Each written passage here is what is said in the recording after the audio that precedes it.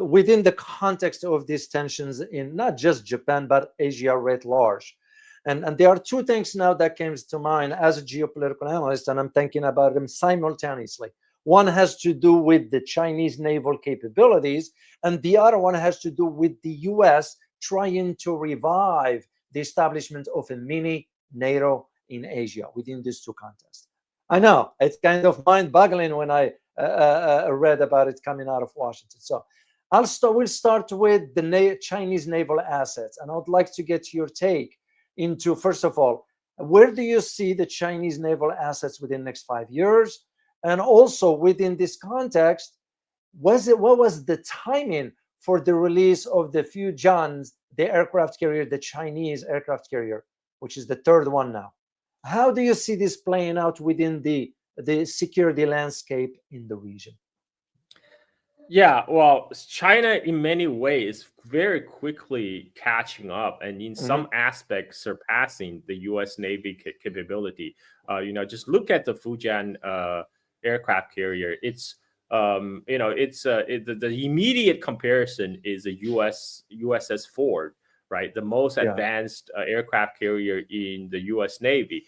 Now, Fujian, because it was newer, it was able to leapfrog in many aspects by employing different and newer technology. So, for example, the USS Ford electromagnetic catapult, which is a first. The first time electromagnetic catapult has been deployed on an aircraft carrier, but the Ford electromagnetic catapult cannot launch a F-35, which would be a serious problem because that's the main workhorse for the U.S. Fifth generation stealth fighter, and then you cannot launch it. And this is because USS Ford was, at the time when it was designed, Navy, Air Force, and Marine, they're still fighting over what kind of specs they want in F-35. So by the time they finalized F-35, USS Ford was already in production, and they just didn't expect F-35 to turn out to be so heavy. And so their catapult cannot launch it. And they can only launch the fourth generation fighter like F-18s. Now they do have steam catapults in the older U.S. aircraft carrier that can launch F-35. But there are a lot of advantages of electromagnetic catapults over steam catapults. One thing is when it became electric, you can fine dial. Like how it's much easier to, for example, to adjust for the different plane weight that needs to be launched when you have an electromagnetic catapult. But or you can be Trump. He said, what, screw electromagnetic catapult, that's bogus. Let's go steam all the way. He's gonna be the first steampunk president. Pursuing the steam technology to the fullest. Because I think Trump is he grew up, like, his peak year is 1980s, right? So he's still stuck in the era of Top Gun, right? When like the image of the steam on the deck of aircraft carrier looks so cool.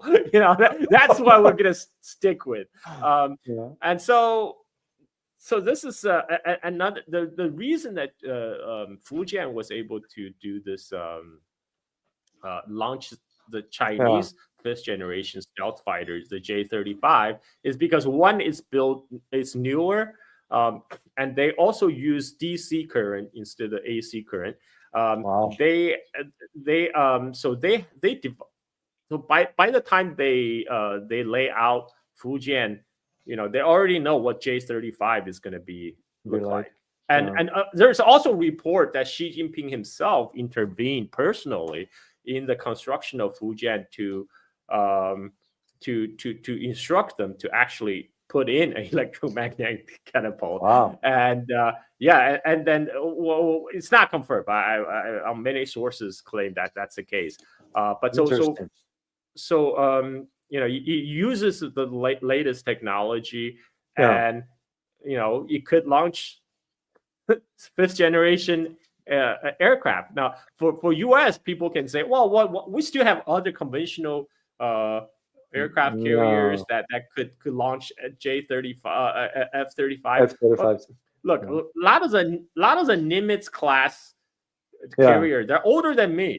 They're older than me. They're due to retire in like a few years. I mean, they like how long can you keep float a like more than 50+ year old Hulk? So that is one problem, and the problem is the real problem is still the manufacturing capability. The U.S.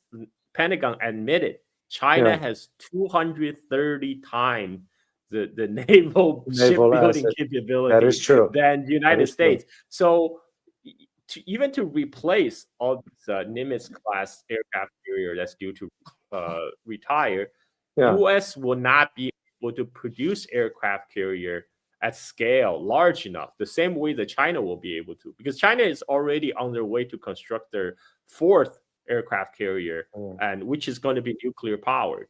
And like on paper, U.S. has what, like 11, 12 aircraft carriers, but 11, in practice, 11, but some of them very old, Carl.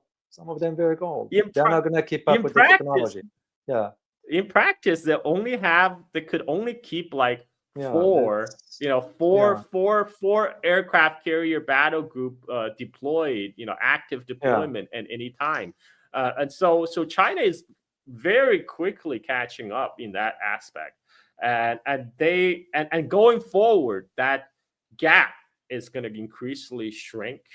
And in many aspects, as I mentioned, they already start surpassing the U.S. Navy. This is the problem that the Pentagon recognizes, and their solution is, you know what, we know what the problem is. We know, because this is we hollow out our manufacturing base so much that we lack the capability. Not a problem.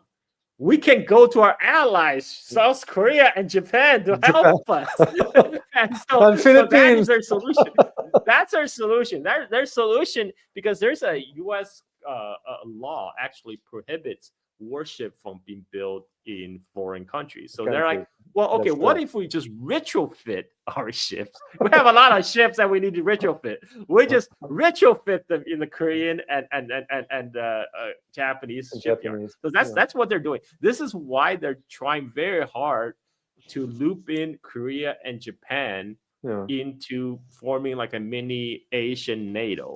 Right. And then there's also like NATO itself talking about expanding their presence in Asia Pacific, which I think that's ridiculous. They're going to sell like, like the British keep on talking about selling their aircraft carrier into South China Sea. But like Britain, really? I mean, like you can barely keep your aircraft carrier afloat right now. Like they have 2 aircraft carrier. Britain, they have like the Prince of Wales and the HMS Elizabeth.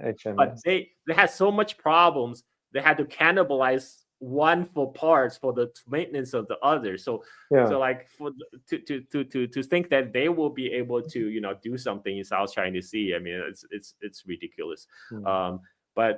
But for U.S., the problem is the same. It's because there's so few U.S. shipyard now. They're going to have to depend on Korea and Japan to do a lot of heavy lifting. But look, if you're going to put all your eggs in that basket, if a war break out, guess what? All your shipyard that you will be depend on is all within Chinese missile range. That is a fact. That's so that's still not going to solve the problem of the tyranny of distances. Because U.S. Navy basically have to cross the entire Pacific to fight China in China's backyard, and U.S. Navy is also facing other problems like recruitment.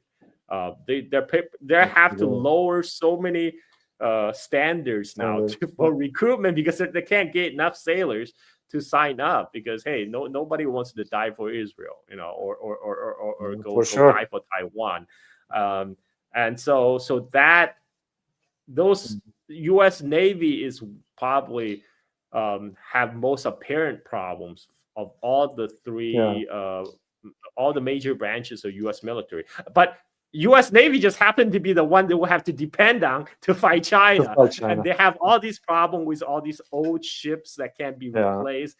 They can't get enough sailors, and they're having helicopters and F-18s crashing out of sky in South China Sea, and China hasn't even fired a shot. So these are the problems that they are. These are, again, self-inflicted problems, and I don't expect them to go away anytime soon. Or like what happened also, Carl, with the U.S. submarine that hit a rock and they're in South China Sea, which had nothing to do with Iraq. That's a conversation for another day. So, but on a serious note, Carl, is this why based on what you mentioned for the Chinese naval capabilities, I read the statement by the Ministry of Defense, the Chinese Ministry of Defense, when they used the term, and I put in quote, crushing defeat for the Japanese. Is this in a sort of a message from the Chinese to the Japanese regarding the naval capabilities, or to the US for that matter?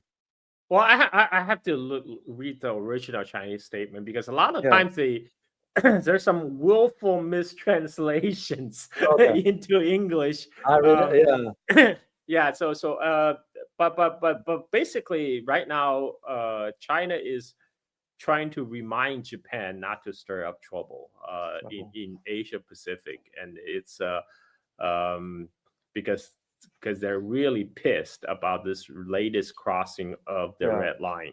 Because it's a Taiwan issue for China. That's a sovereignty issue. People are trying to make a case. I see so many people saying, "Oh, but Taiwan is already independent." Oh, when did Taiwan declare independence? They're gonna declare independence from what? From which country? So those are the questions you need to answer. But anyway, so right now, I don't foresee a problem, immediate problem breaking out over war over Taiwan Strait. I have maintained this for a long time, especially between mainland China and Taiwan. But if a third power is gonna try to get involved, then it's touch and go. It's the possibility for war increased dramatically. So China is just sending out that warning right now, say, hey, don't want to mess with us. Yeah, absolutely. Well, Carl, I can't thank you enough, my friend, for really sharing your knowledge, your insights, your perspective, and the historical snapshot about the islands. A lot of people do not know that history. That's why they couldn't get it, as to understanding the complexities of what's going on in the Ryukyu Islands. And so I'm glad you were able to join me here, share that knowledge with the community. And on behalf of the community, we say thank you so much for carving out time for us. And I look forward to seeing you again.